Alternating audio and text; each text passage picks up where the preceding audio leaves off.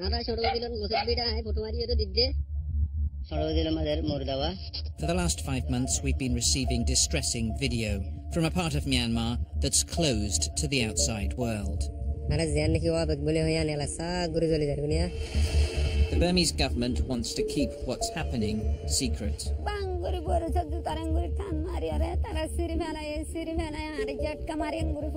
The United Nations gives us their devastating judgment. Definite crimes against humanity. This is a country still emerging from decades of military rule. But we meet those who've been left behind in a 21st century Muslim ghetto. What would happen if you went out that gate? And we ask whether Myanmar's democracy icon has sacrificed her principles in pursuit of power.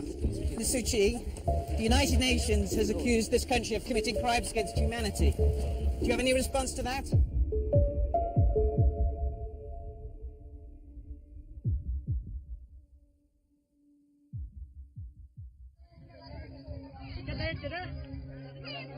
November 2016. Thousands of Myanmar's Rohingya Muslim minority are fleeing. They've been called the world's most unwanted people. In Myanmar, they're denied citizenship and the most basic of human rights. They're escaping a conflict that flared when this group of Rohingya militants attacked police checkpoints, killing 9 officers and seizing guns and ammunition. These distressing images captured by a Burmese policeman show a glimpse of the state's response. They called it clearance operations. Civilians, as well as militants, have been targeted. Unable to reach the conflict area in Myanmar, we're across the border in Bangladesh, where 70,000 Rohingya have fled over the past 5 months.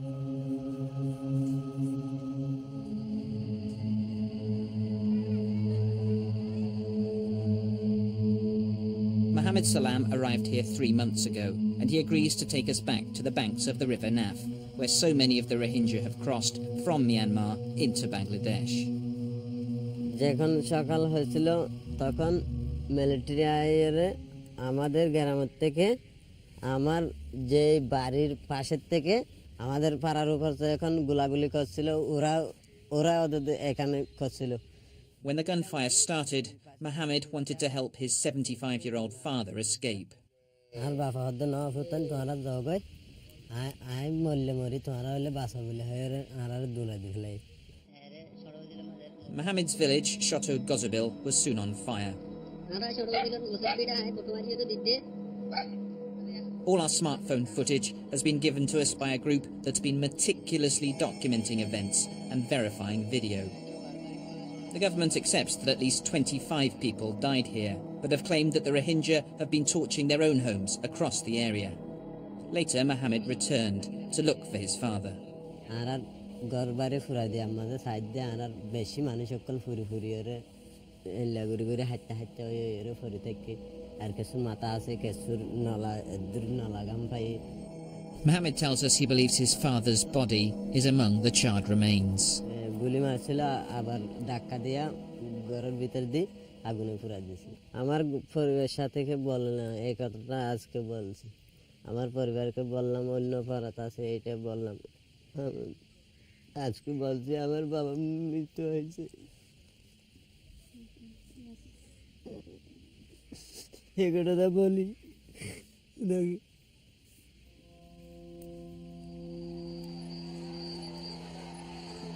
A year ago, Burmese history had seemed set on a very different path.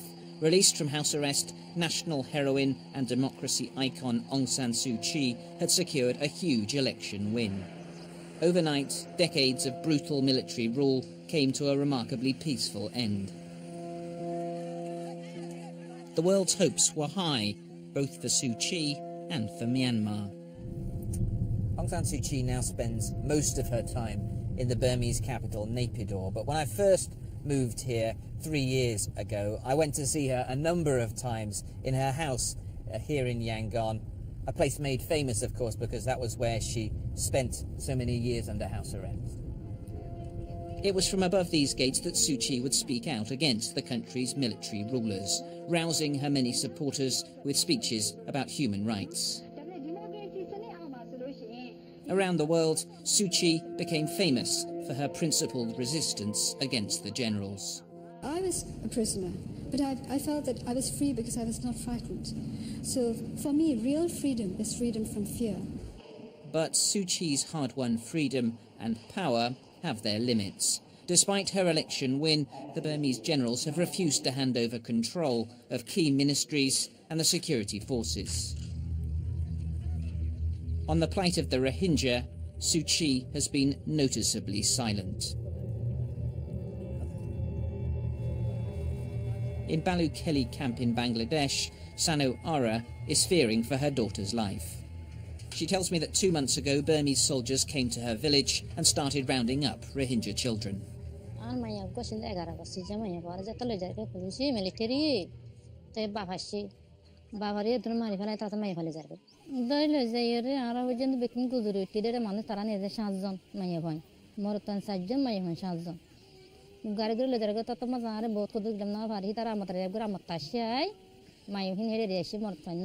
do you know where your daughter is now?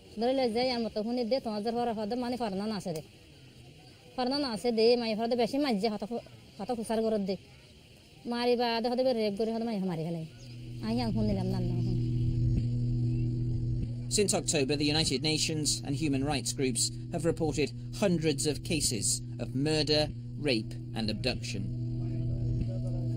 Under international pressure to do something, Aung San Suu Kyi set up an investigation team. There are no Rohingya in it, and it's led by this man, Myin Sway, the vice president and a former general. Its work has been criticised by the United Nations. Here, investigators are interviewing a Rohingya woman called Jamalida. She's telling them how she saw a group of women forced into the bushes by soldiers. It was broadcast on state TV as proof that no rape was taking place.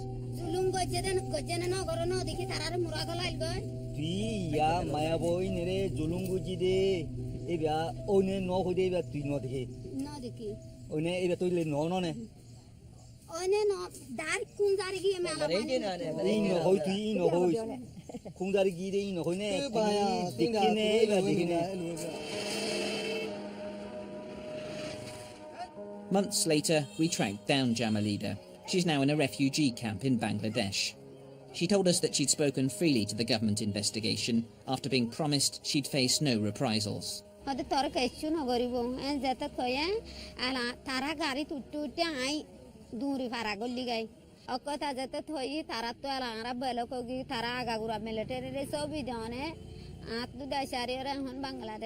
Jamalida told us she had yet to recover from what the soldiers did to her back in Myanmar.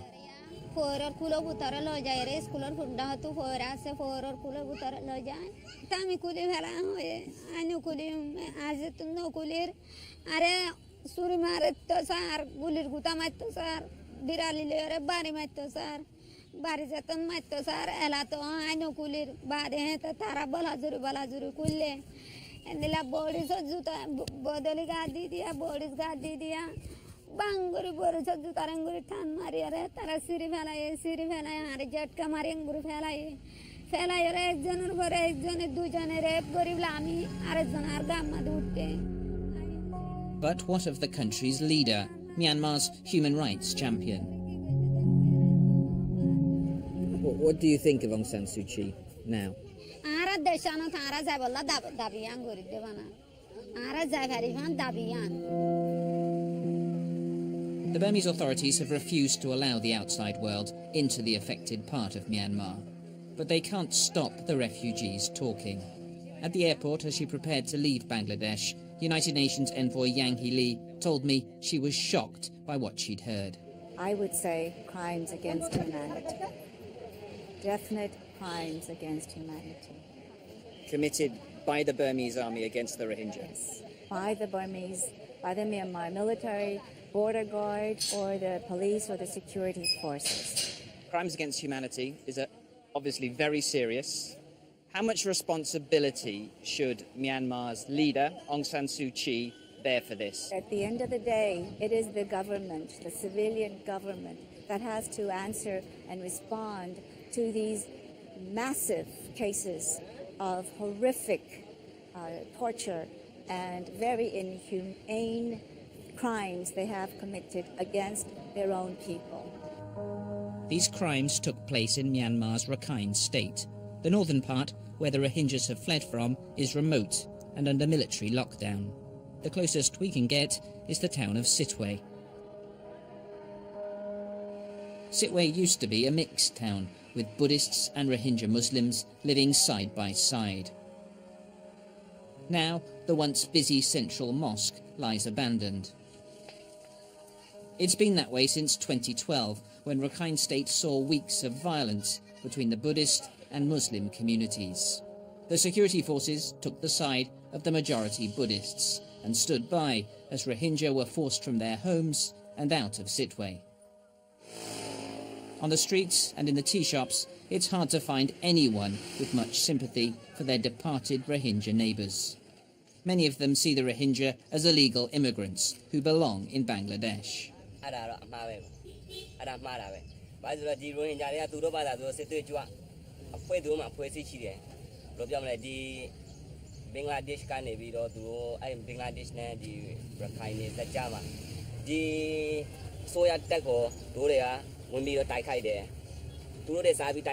Could you see a day when the Rohingya will come back here and the Buddhists and the Rohingya will live side by side?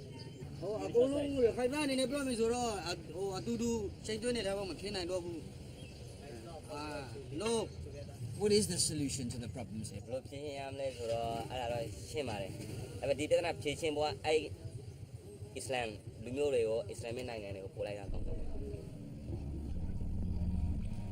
There is one small community of Rohingya who refuse to leave Sitwe. Checkpoints mark the entrance to Ong Mingala. It's a Muslim ghetto. This is Myanmar's version of apartheid. Almost 4,000 Rohingya live here. It's an island in Sitwe, surrounded on all sides by Buddhist homes. The fence and the police keep the two communities apart. At the entrance, we're met by Zozo, a Rohingya community leader. Moments later, we had company. Police? Are you from police? Yes, Do you mind leaving us alone?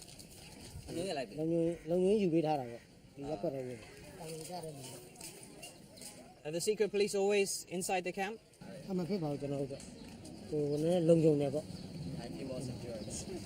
You really? What would happen if you went out that gate? Beaten by who? Every other day there's a list given to the police, and then those people who are on the list are allowed to leave, and there's an escort organised by the police to protect the Rohingya when they go out of here so that they don't get attacked. We go with Zorzor to midday prayers. There have been Muslims living in Rakhine State for centuries.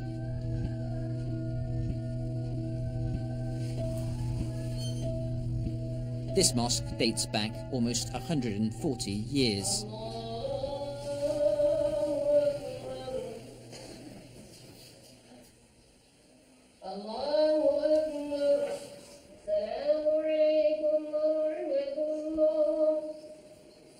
When Sitwe burnt in 2012, Zorzor was among the Rohingya who stood their ground and refused to leave.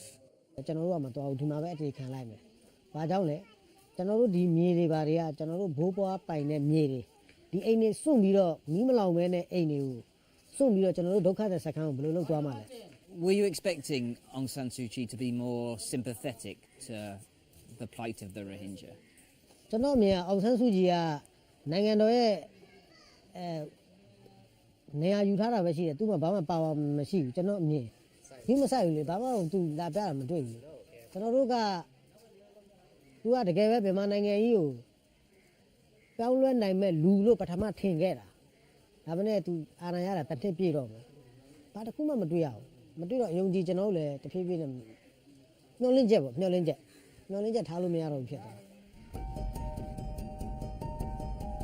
Aung San Suu Kyi has never visited a Rohingya camp, but she has tried to reach out to Myanmar's other ethnic minorities. We followed her to the other side of the country, to the east and Shan State, where her plane touched down at Heiho Airport. Somewhere down there is Aung San Suu Kyi.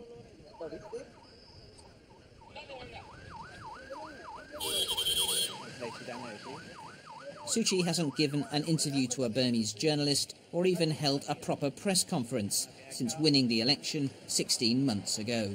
Maybe 15, 16, 17, 18, they're still coming. All those cars part of Aung San Suu Kyi's procession here, but very much at arm's length, as journalists have from her for the last year or so since she came to power. Very difficult to get to her and to speak to her and to really ask her about anything that's been going on here. She's not someone who seems to enjoy being questioned. In a cafe in the Shan town of Taungji, I meet someone who's also trying to get a word with Suu Kyi. She has to say something to stop the violence and the fighting, and it's going on, and she didn't say anything.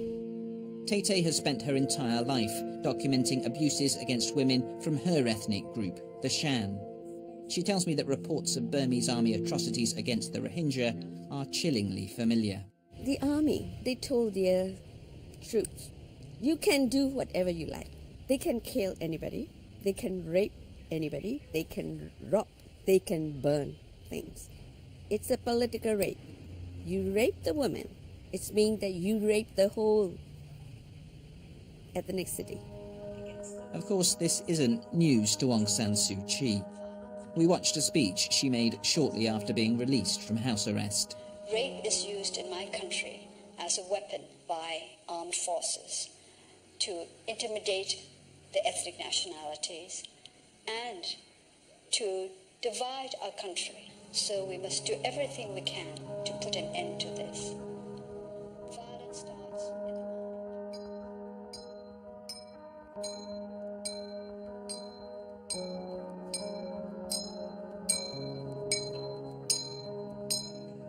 Just up the road, the crowds are gathering for a chance to see Suu Kyi.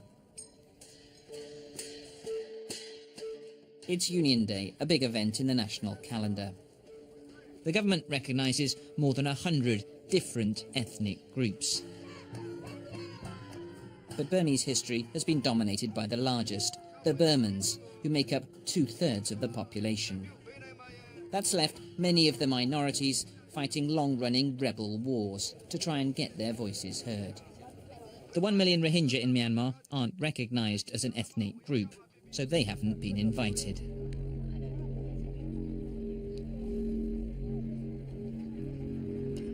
Waiting among the crowd is Tay. She's hoping that this will be her chance to speak to Suu Kyi.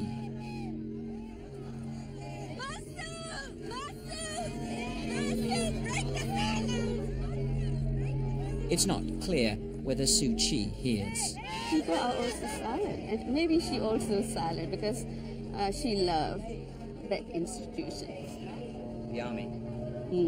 In the past, it was for freedom or fear. Now, fear or freedom.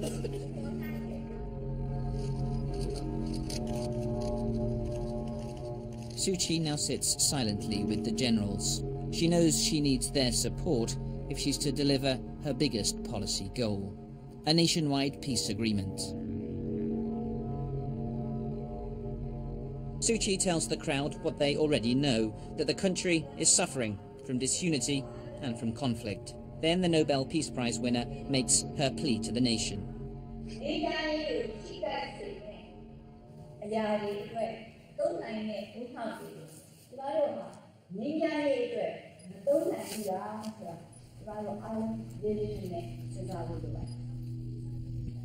For all the talk, Suu Kyi's peace plan isn't going very well. The ethnic groups think she's now too close to the army, and the last year has seen an increase in fighting. Since she came to power, all our requests to speak to Miss Suu Kyi have been rejected.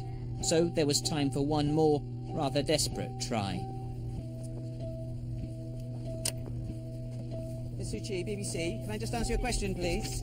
Ms. Suu Kyi, the United Nations has accused this country of committing crimes against humanity. Do you have any response to that?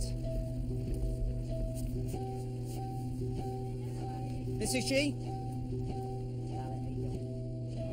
So off she goes in her bubble, surrounded by her advisors. She just doesn't like people putting difficult questions to her.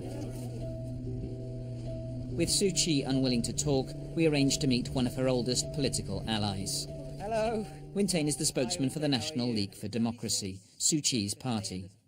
I put to him the question that Tay had wanted to ask, why Suu Kyi isn't speaking out. Not because she doesn't care, but because if she says something, it will get worse, or if she says nothing, it's quite a dilemma. So you think the criticism which has been levelled against Aung San Suu Kyi, particularly over the treatment of the Rohingya in Rakhine State, you think that's unfair, that she couldn't do anything if she wanted to stop the abuses? Well, I won't say that she couldn't do anything, but we are still finding ways. As a new government, which is trying to achieve true democratic country, we have thousands of problems. But it's a serious problem. The UN has said that maybe crimes against humanity are taking place Well, there. we don't believe that it's crimes against humanity. It is an international affair. It's not an international affair. And does she take on board what people are saying when they say that it doesn't seem like she cares about the human rights of the Rohingya, for example? Again, your question becomes Rohingya. So please change the subject. But hundreds of them have been killed. That's why we're raising the issue. Not hundreds. It's exaggeration.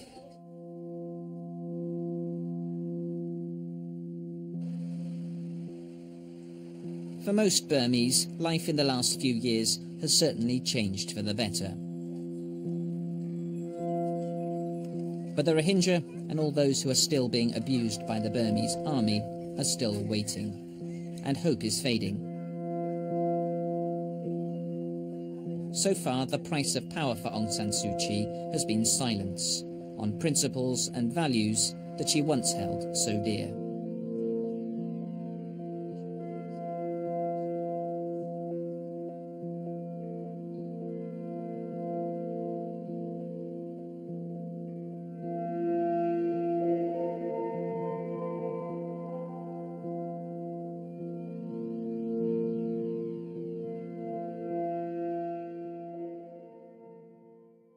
Secret.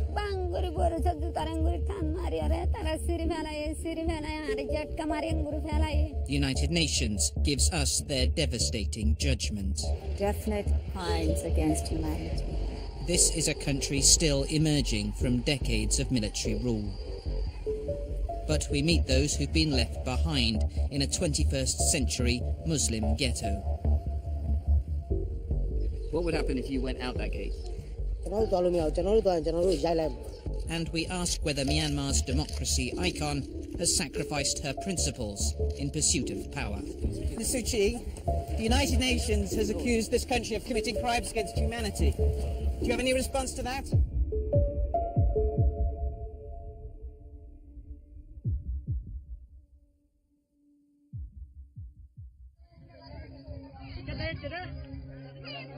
November 2016. Thousands of Myanmar's Rohingya Muslim minority are fleeing. They've been to the crowd what they already know, that the country is suffering from disunity and from conflict. Then the Nobel Peace Prize winner makes her plea to the nation.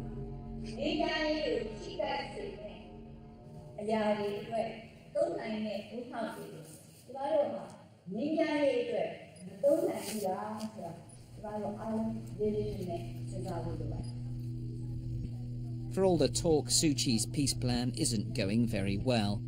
The ethnic groups think she's now too close to the army, and the last year has seen an increase in fighting. Since she came to power, all our requests to speak to Miss Suu Kyi have been rejected. So there was time for one more, rather desperate try. Ms. Suu Kyi, BBC. Can I just ask you a question, please? Ms. Suu Kyi, the United Nations has accused this country of committing crimes against humanity. Do you have any response to that? Ms. Suu Kyi? So off she goes in her bubble,